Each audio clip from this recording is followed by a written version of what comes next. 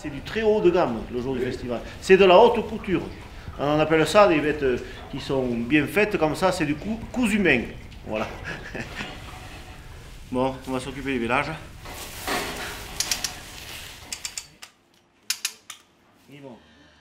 Les vaches ont trop mangé à partir du mois d'octobre quand elles ont été sevrées, là, taries. Et donc il y avait de l'herbe riche et elles ont mangé jusqu'à Noël. Habituellement, ils gèlent à partir du 15 novembre. Cette année, elles ont mangé de l'herbe fraîche. Et donc on a des veaux qui font 3 ou 4 kilos de plus que la moyenne. Allez. Merde. Là, c'est bon, là c'est la matrice. Papy, ça fera pas une fleur. Comme c'est mal. Eh, petit nous. Allez.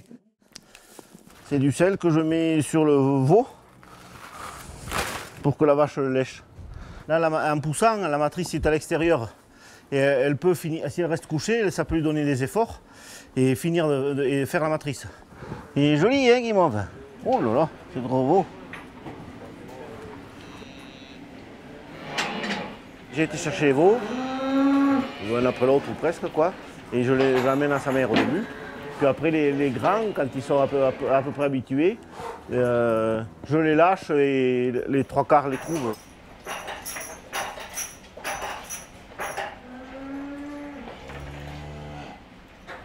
Je dirais qu'il y a une relation de l'éleveur avec l'animal affective, presque comme si un urbain avait son chien, quoi. Si tu étais tout seul, hein,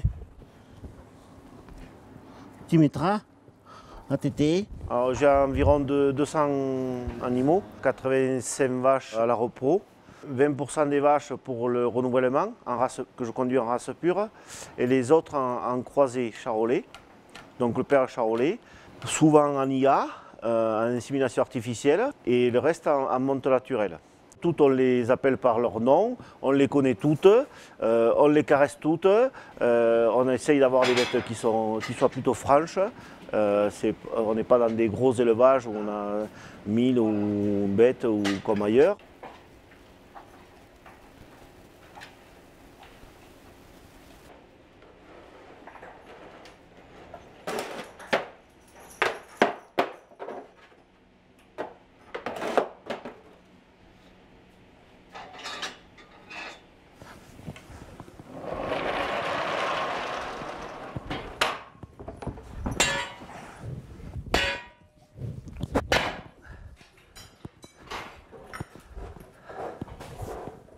Comme le couloir n'est pas assez large et pas assez haut pour y rentrer avec un tracteur, j'ai mis un treuil et un rail tout le long. Donc je tire mes bottes avec le treuil qui sont dans la grange là. Et après je les suspends sur le rail pour distribuer le fouet. Tiens Glaïel. C'est une bête de 5 ans qui correspond bien pour le festival aujourd'hui parce qu'elle est de bonne conformation et elle se trouve à peu près finie pour le festival de Pâques. Je pense qu'elle fera dans les 500 kg de viande. Je vous présente donc celle-là, une vache au braque en BFA et 3 fleurs de braque de 36 mois. Voilà. Oui, allô? Philippe? Ok, à tout de suite. Ah, c'est le chauffeur. Ça y est. Il arrive. Je vais chercher papy.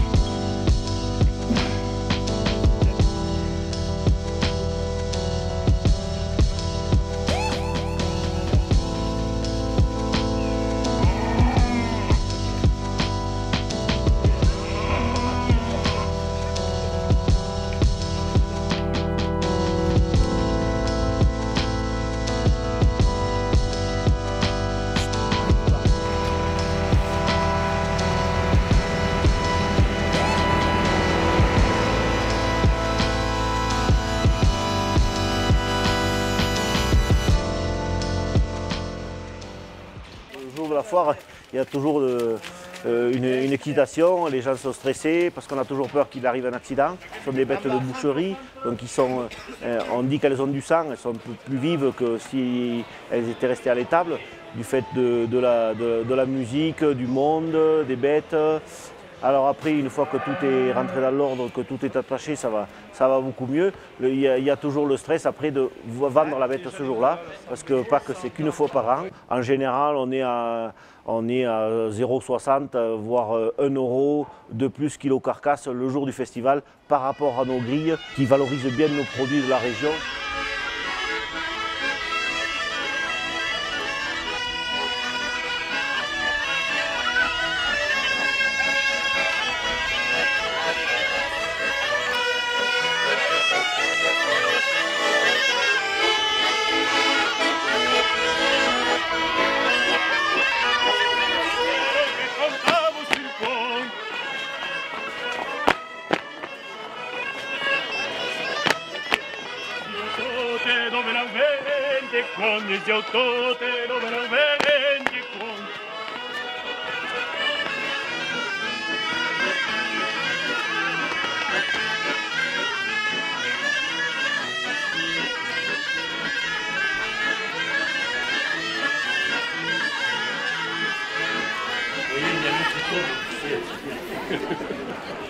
Voilà, je vous bénis, vous tous. Comme j'ai l'habitude de le dire, vous en avez encore peut-être plus besoin que d'autres. Bon, je sais pas. Moi aussi j'en ai besoin. Voilà, allez, que la bénédiction descende sur vous et sur tout le produit de votre travail. Que Dieu, notre Créateur et notre Père, vous protège et vous garde par sa bénédiction. Au nom du Père, et du Fils, et du Saint-Esprit. Amen. Terre de l'Aubrac, terre de Dieu.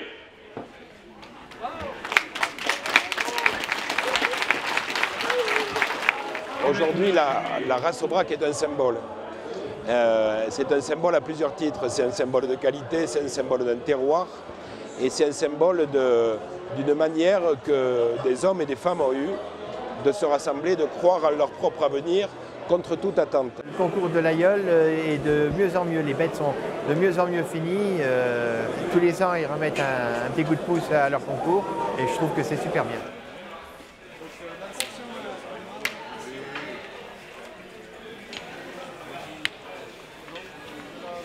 Laquelle? La deuxième. Tiens, moi c'est ça qui me plaît pas. Ouais, c'est ça. Hein? Mais bon, dans son cuir. Ah, la grosse est plus fine. Là, on est en train de regarder le dos, là, regarder les bêtes qu'elles soient bien finies là, pour pouvoir mettre la première garder la première. On hésite un peu sur 2 ou 3. On fait comme ça? 1, 2, 3. Hein? Ah non, celle-là, elle n'a pas un bon cuir. T'es pour celle-là? Bon, bah voilà, c'est bon alors. Bah voilà, alors on fait 1, 2, et l'autre on la met en 3. Hein. Je rappelle qu'à partir de 14 ans précises, vous aurez bien sûr les ventes aux enchères avec les 2 grandes finalistes en bœuf fermier Aubrac, race Aubrac et Génisse Fort d'Aubrac qui sont mis bien sûr aux enchères avec notre commissaire priseur. On va fixer la barre à 6 €, ça vous va, messieurs les acheteurs. Donc on débute l'enchère à 6 € pour cet Aubrac. 6 €. Le meilleur animal de l'aïeul est ici. C'est pour 16,90 € c'est vu. 16,80 une fois, 2 fois, 16,80 3 fois. Donc le propriétaire, c'est vendu. On est d'accord, vendu pour nos établissements.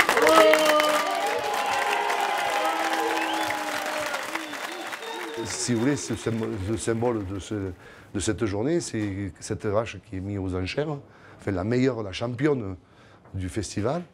Et bien sûr, tous les ans, j'essaye de l'acheter, des fois j'y arrive pas. Je vais trancher une belle tranche de rhum steak qu'on pourra faire soit à la poêle ou au barbecue. Bien épaisse comme ça, c'est délicieux. C'est une vache qui est, comment dire, qui est docile et qui n'est pas stressée, puisqu'elle a beaucoup d'espace, beaucoup de elle a le bien-être animal qu'on appelle, hein, puisque elle n'est pas stressée, elle est toujours avec son veau et voilà, elle est très maternelle. Et dont la fibre de la viande, qu'elle a une graine de viande très fin, quand on le touche avec le doigt, là, on le sent. On met du persillé. Le persillé, bon, ça se met, c'est dans l'engraissement, parce que quand un éleveur décide de la mettre à la boucherie, il y a minimum 4 à 6 mois d'engraissement, quoi. Et elle est traitée à part, l'éleveur il met la plus grande attention pour la finition, quoi. Quand on parle de la crise des éleveurs, ici, notre région, quand même, c'est bien préservé par rapport à ça. Cette viande, pour les bouchers, elle est reconnue parce qu'elle a l'aptitude à maturer. Elle est restée saine par rapport à des élevages industriels où ils ne mangent que de l'ensilage. Quand on regarde bien, ce joli persillé, le grain de viande, la couleur. La couleur est très importante, hein. Très rouge, rouge vif qu'on appelle. Après, bien sûr, la couleur souvent est en rapport de l'âge de l'animal et de la conformation. Plus une bête est conformée, moins elle est rouge foncé.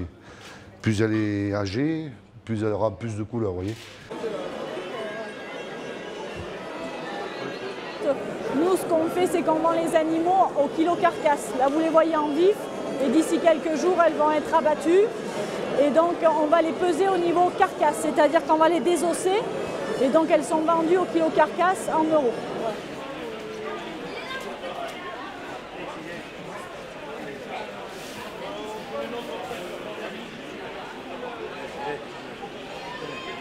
On aimerait bien faire 1 euro de plus que la grille, mais je sais pas, on va voir. Ça va être compliqué peut-être. 40 francs, 42 42, ouais. Ouais, ça va bien. Ouais. J'ai celle-là, la meilleure, là. Ouais. Et après 2 autres là. Combien ça vous dirait? Les 3 Ouais. 7,50 hein. Non, je pourrais pas y aller. Avec la meilleure. Eh ouais, mais bon, la meilleure. Et dis-moi. La meilleure, Et on n'est pas des marchands de tapis. Non, mais je sais bien. Mais tu me dis. Oh, je vous achète que c'est deux. Si vous voulez. 7 euros. Dis-moi. 6,30 si vous voulez. Tu arrêtes des conneries. Combien valent un normal? Je sais combien elle valent, plus la charge, plus les trucs. Il faut bien que tu me mettes. C'est pas des fines alors de l'os, hein? Oui. Attention, hein. Elles ont de la basse en plus. Oui. Oh, oui. T'as vu comment elles sont finies? Oui, mais finies, bon, on n'a pas peur, je sais qu'elles sont bien finies. Sinon elles sortiraient, mais 6,30 c'est pas une connerie. Non, c'est pas une connerie, mais tu me mets un peu plus quand même. Tu me mets 6,60 et n'en parle plus. Bon, vous savez quoi, je vous mets 6,40. C'est comment il veut finir? Faites comme vous voulez. Tu me merdes. Allez, 6,50. Je vendrais bien 7,50. J'ai vendu les autres 6,50, moi. Les moins bonnes, oh. 6,50 ça fait combien? 42, non? Et qu'on attend 43. Et quand tu es à 6,50, tu es 1 euro au-dessus de la grille, tout d'un coup ça te fait 500 euros. Ouais. Oui. Bon, allez. Il ne me reste plus que celle-là, j'ai vendu les 2 autres. Ah, mais celle-là, elle se regarde. Ah oui. Avec les yeux de l'amour, on va la regarder. Et Robert, c'est mon gars. Oui, je le sais que c'est mon gars. Tu le sais que je veux t'en vendre une. Et moi, je veux t'en acheter une. Bon, alors. Donc, allez. Il m'en reste qu'une. Comment ça, oui? Je t'ai dit 7,50, c'est bon. Mais si, je sais pas. Merci. Non, non. Allez, c'est bon, 25 centimes, tu les as gagnés 100 fois avec moi. Roule. Oh, il me l'a vendu trop cher, mais bon, c'est pas grave. C'est une fois dans l'année. Il pense qu'il l'a acheté trop cher et moi je pense que je ne l'ai pas vendu assez cher.